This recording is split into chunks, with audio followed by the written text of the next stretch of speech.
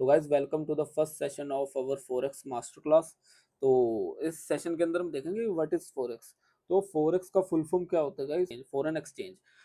तो फॉरेक्स जैसे कि गाइज मान लो कि आपको ट्रैवल करना है, आप ट्रैवल कर रहे हो अपना इंडिया से Dubai, INDI India to Dubai.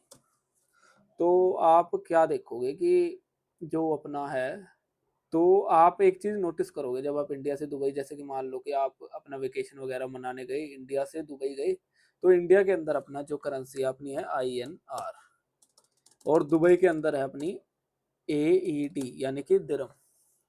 तो हम जो है, अगर हम अपनी इंडियन करेंसी की बात करें, तो हम इंडियन करेंसी अगर दुबई लेके चले जाए, अगर हम वहां से कुछ इंडियन करेंसी में अपना परचेज करना चाहें तो वो पॉसिबल नहीं है, क्योंकि हमें वहां से दिरहम में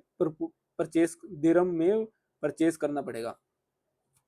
तो ऐसा ही गाइज, अब अगर मान लो कि आप दुबई से चले गए आगे घूमने के लिए, दुबई टू USA, है ना। तो USA में गाइज आपके पास, जैसे मान लो कि दुबई के आपके पास दुबई में आपके पास दुबई की करेंसी थी, आप उसे USA लेके चले गए। तो गाइज USA में अपना क्या चलता है आपको पता ही है, अपना USD चलता है USA में अपने। USA की अपनी करेंसी है USD। तो आप जो है, जो अपने दिरहम है वो अपने USA में भी यूज नहीं कर सकते। तो आपको अभी तक क्लियर होगा कि जो अपनी हर एक कंट्री की, अभी तक आपने क्या सीखना कि every country have their own currency, own currency. Currency का स्पेलिंग एरर होंगे, उसको आप इग्नोर मारना, वैसे भी स्पेलिंग के नंबर को नहीं देते ट्रेडिंग के अंदर। तो आपने इतना सीखा कि every country have their own currency. तो गाइस आपको पता होगा कि वर्ल्ड का बिगेस्ट स्टॉक एक्सचेंज कौन सा है? आपको पता है वर्ल्ड का बिगेस्ट स्टॉक एक्सचेंज कौन सा है? वर्ल्ड का बिगेस्ट स्टॉक एक्सचेंज है NYSE, यानी कि New York New York stock exchange, NYSE, New York stock exchange. तो गाइज इसका वॉल्यूम जो है, अगर आपको मैं एवरेज जानकर, मतलब आपकी जर्नल नॉलेज के लिए आपको बताऊं, तो इसका वॉल्यूम जो होता है, इसका वॉल्यूम जो है अपना 200 बिलियन डॉलर, 200 बिलियन डॉलर। ठीक है, पता चल गया आपको NSE का, एनवाई न्यूयॉर्क के स्टॉक एक्सचेंज का वॉल्यूम कितना होता है? वॉल्यूम कितना होता है? 200 billion dollar.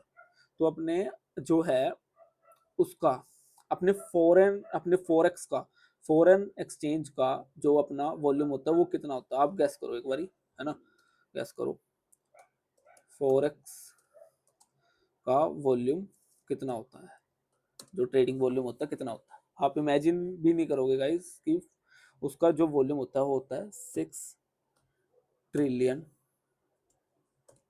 Dollar, 6 trillion dollar. उसका वॉल्यूम इतना ज्यादा है, वॉल्यूम इज सो हाई। तो इसलिए काफी सारे लोग जो हैं अपना फॉरेक्स के अंदर ट्रेड करते हैं। और अगर वॉल्यूम बहुत ज्यादा है तो इसलिए अपना जो है प्राइस एक्शन है वो काफी अच्छे से वर्क करता है अपने को, मतलब अपना ज्यादा ट्रैपिंग जो होती है काफी मोस्टली कम होती है इंडियन मार्केट के कंपैरिजन में, ट्रैपिंग यहाँ पे बहुत कम होती है। तो क्योंकि वॉल्यूम बहुत ज्यादा है तो प्राइस एक्शन बहुत ही अच्छा और प्यारा स्मूथ वर्क करता है इसके अंदर, फॉरेक्स के अंदर। तो गाइज अपना बेस्ट पार्ट है फोरेक्स का कि 24/7 ओपन है अपना, आप अपना सुबह करो ट्रेड, शाम को करो। तो अपना बेस्ट पार्ट आपने जाना कि ये 24/7 ओपन है।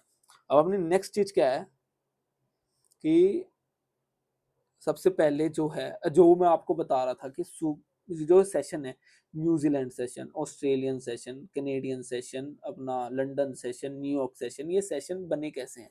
सेशन का मतलब क्या है? तो इन सेशन का मतलब जो है कि जो अपना सुबह से, जैसे सन, जो आपको पता होगा कि सुबह सबसे पहले किसी न किसी वर्ल्ड के किसी कोने में सबसे पहले सुबह होती है, और उसके बाद जो पूरी अर्थ है ऐसे गोल घूमती है, पूरी अर्थ जो है गोल घूमती है, फिर जाके अपने वर्ल्ड के लास्ट पॉइंट पे जाके सुबह होती है। तो ऐसे ही सबसे पहले जहाँ पे सुबह होगी तो सबसे पहले उसी कंट्री का जो है, उसी कंट्री का या उसी सिटी का अपना स्टॉक एक्सचेंज ओपन होगा। ठीक है, तो सबसे पहले अपनी न्यूजीलैंड की मार्केट ओपन होती है, NZD, न्यूजीलैंड की मार्केट ओपन होती है। तो उसके बाद अपनी कौन सी मार्केट ओपन होती है? न्यूजीलैंड के बाद अपना होता है ऑस्ट्रेलियन सेशन,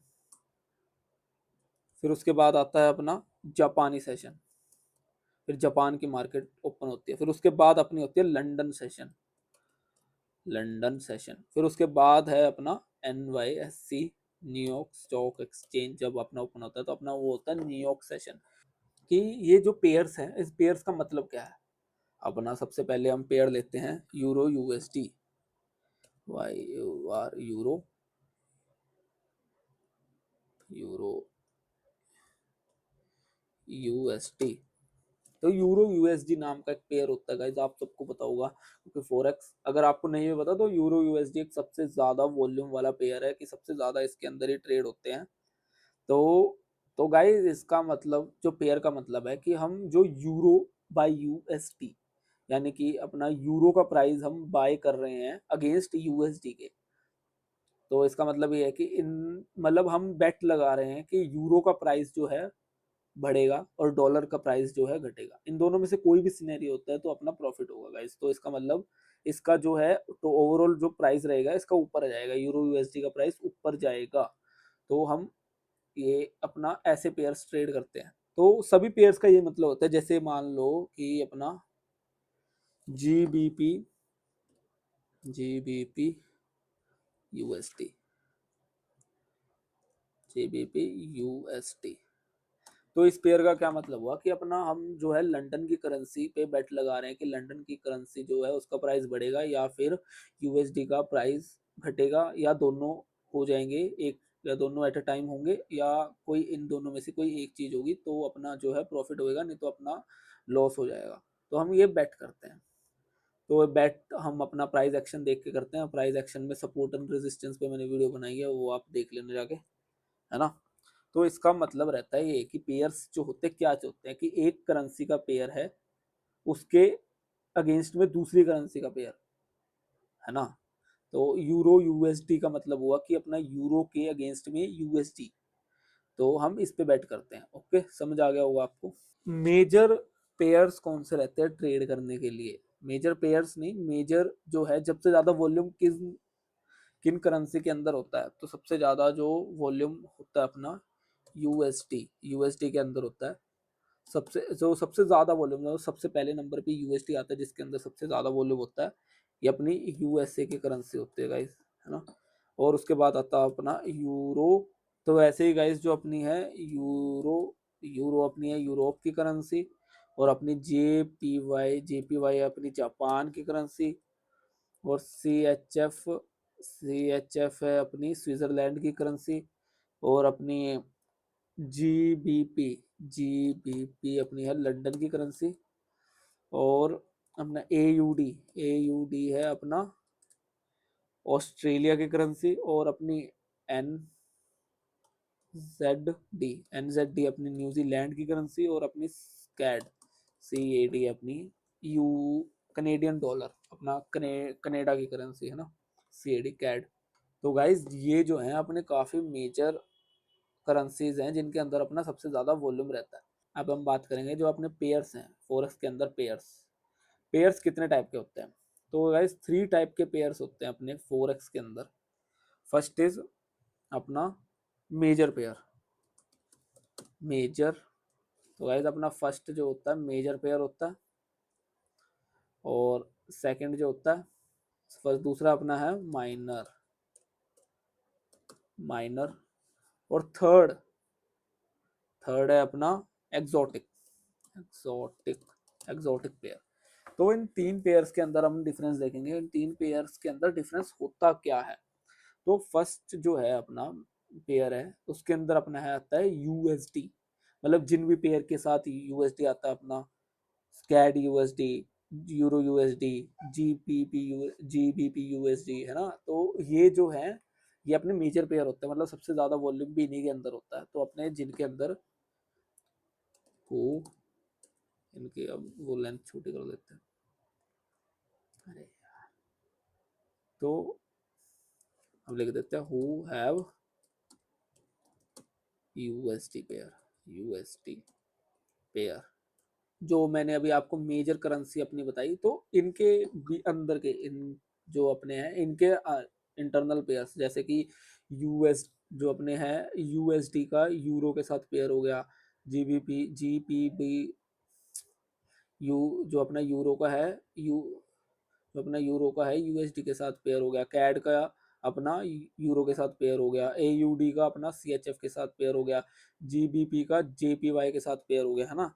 तो ये आते आते अपने माइनर के पेयर, है ना, विद इन मेजर।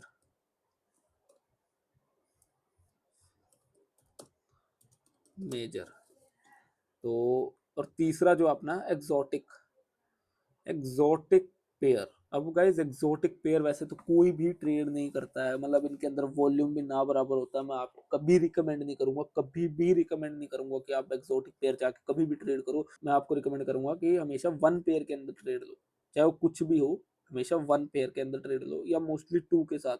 इन दो मतलब एक या दो पेयर के साथ ऐसा फेमिलियर हो जाओ कि आपको पता हो कि इसके अंदर किस टाइप के ट्रैप होते हैं, और किस टाइप के इसके अंदर अपने मतलब किस टाइप के अंदर इसके अंदर अपने इंस्टीट्यूशंस बैठे होते हैं, बिग प्लेयर इसके अंदर किस टाइप के होते हैं, किस तरीके से वो अपने को ट्रैप करते हैं, इसके अंदर रिटेलर कैसे वर्क करते हैं। तो आपको पता होना चाहिए, मतलब आप अपना दो ही पेयर्स के अंदर आप मास्टर करो, ज़्यादा पेयर्स के अंदर आप भागोगे तो उसका कोई फ़ायदा नहीं है। मतलब आपको ऑब्वियसली एट दैट ट्रेड से मतलब होना चाहिए, और ट्रेड आप उसी के अंदर लो जिसके अंदर वॉल्यूम ज़्यादा होता है, जिसके अंदर प्राइस एक्शन अच्छा वर्क करता है। तो गाइज ये होते हैं कि major with non major, with non major, non major currency, समझ गए हो गया आप। जैसे कि इन सातों का पेयर किसी भी रैंडम करेंसी के साथ, है ना, जैसे आईएनआर के साथ कर लो कि यूएसडी आईएनआर, वो एक एक्सोटिक पेयर हो गया, उसके अंदर वॉल्यूम नहीं होता, आप मत ट्रेड करा करो ऐसे पेयर्स को, ठीक है। समझ गए हो गए आप कितनी तीन टाइप के पेयर्स होते हैं, मेजर माइनर एक्सोटिक, तीनों का मतलब आप समझ गए होगे।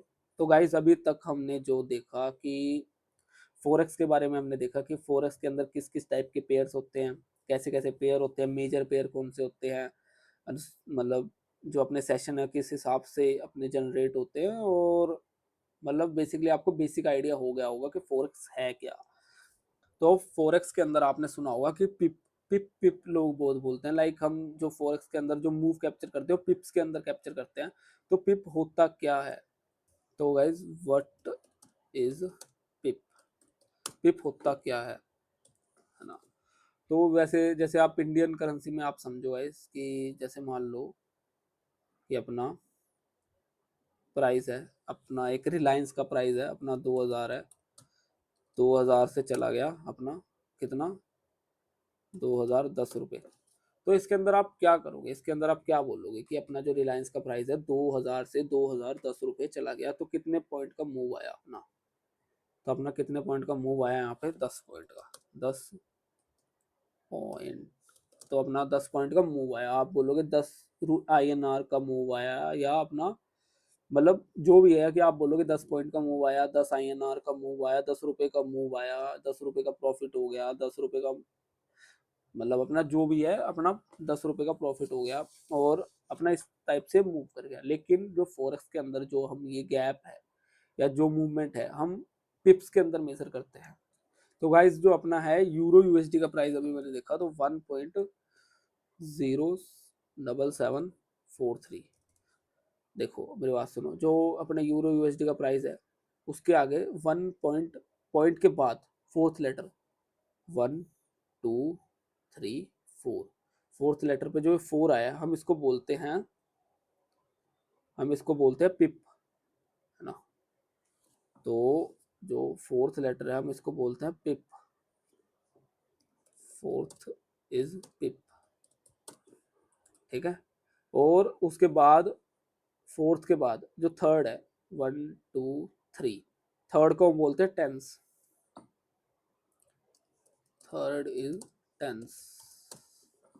लेकिन जो है अपना अपना जो है थर्ड हो गया अपना टेंस, और सेकंड पॉइंट के बाद जो सेकंड डिजिट है हम इसको बोलते हैं hundreds, second is hundreds, hundred हंड तो सेकंड इज हंड्रेड्स, हंड्रेड्स। तो बस जैसे कि मान लो कि सेकंड डिजिट जो है, अगर मान लो अपनी पॉइंट के बाद जो सेकंड डिजिट है वो अपनी चेंज हो गई, 7 के बाद क्या होगी अपनी 8 होगी, तो हम बोलेंगे कि अपना हंड्रेड्स हंड्रेड्स पॉइंट का मूव आ गया, 100 पिप का मूव आ गया।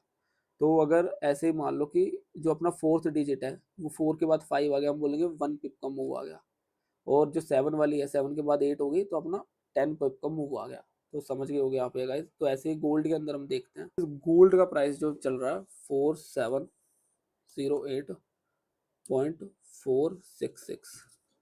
तो ये जो है, तो वैसे ही हम तो देखेंगे, तो 4 के आगे हम पॉइंट लगा देंगे, हम एक इमेजिनरी पॉइंट मूव कर लेंगे 4 के आगे, 4 के आगे हम एक इमेजिनरी पॉइंट मूव कर लेंगे।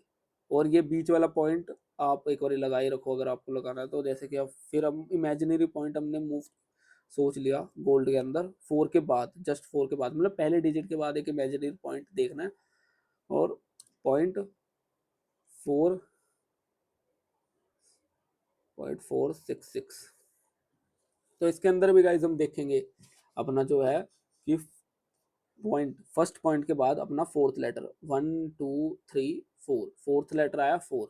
अब ये 4 जो है 4 के बाद 5 आएगा, 6 आएगा, तो वैसे ही ये पिप होगा, तो ये पिप कहलाएगा। और जो 8 है अपना टेंस कहलाएगा। और जो अपना 0 है इसके अंदर, 0 अपना हंड्रेड्स कहलाएगा। समझ गए? तो ऐसे ही ये मूव करता है। तो जैसे मान लो कि यहाँ पे अपना जो है अगर 8 की जगह 9 आ गया तो हम बोलेंगे 10 पिप का मूव आ गया, 4 की जगह 5 आ गया 1 पिप का मूव आ गया, और 0 की जगह अपना 1 आ गया तो हम बोलेंगे 100 पिप का मूव आ गया। तो गोल्ड का भी हम ऐसे मेजर करते हैं। तो गाइज अभी आपको पता चल गया कि पिप क्या होता है। लेकिन पिप ऐसे बार बार मेजर करना मतलब काफ़ी हेडेक हो जाता है, तो हम चार्ट पे देखते हैं। जैसे कि गोल्ड का चार्ट आ गया, तो गोल्ड का चार्ट मतलब सबसे बेसिक ट्रिक, सबसे इजी ट्रिक मैं आपको बताऊंगा कि कैसे मेजर किया जाता है। तो आप स्केल लो, कहाँ से मेजर करना है आपको, जहाँ पे प्राइस है यहाँ पे लगाया, यहाँ नीचे वाली कैंडल तक मूव किया तो आपने देखा 31.427। तो इसके अंदर हम देखेंगे कि 31 जो है इसके पीछे बस एक जीरो लगा देना है। समझ गए? 31 के पीछे एक जीरो लगा देना है स्केल के अंदर। ये आपको एक ट्रिक है, आपको याद रखना पड़ेगा, ऐसे ही मूव करता है गाइस। तो 31 के पीछे हमने एक जीरो लगा दिया तो हम बोलेंगे 310 पिप का मूव आ गया। ठीक है?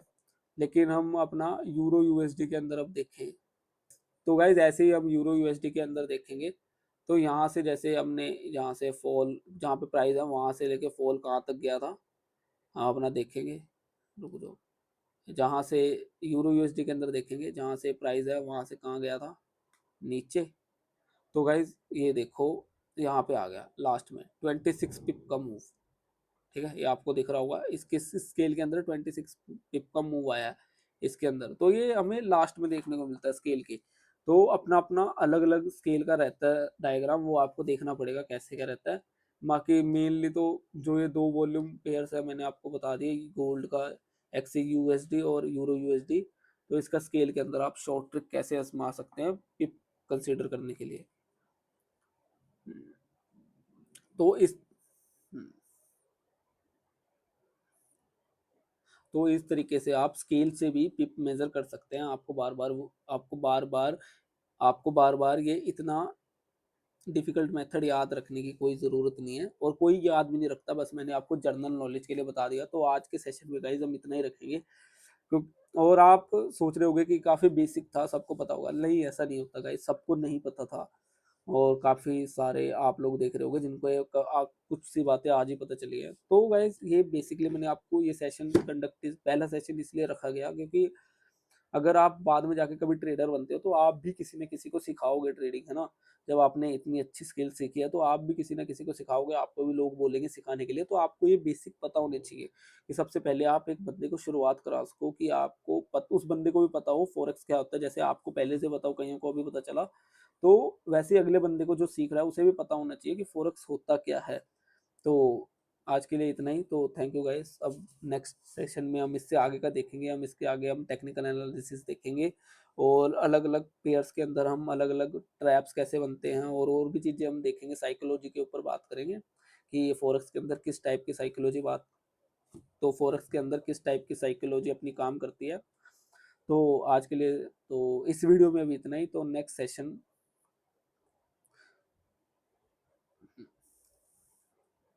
तो गाइज आज के सेशन में इतना ही, और अभी इसके आगे हम नेक्स्ट सेशन में, तो गाइज आज के सेशन में इतना ही, तो इसके आगे हम नेक्स्ट सेशन के अंदर कंटिन्यू करेंगे। Okay guys, thank you.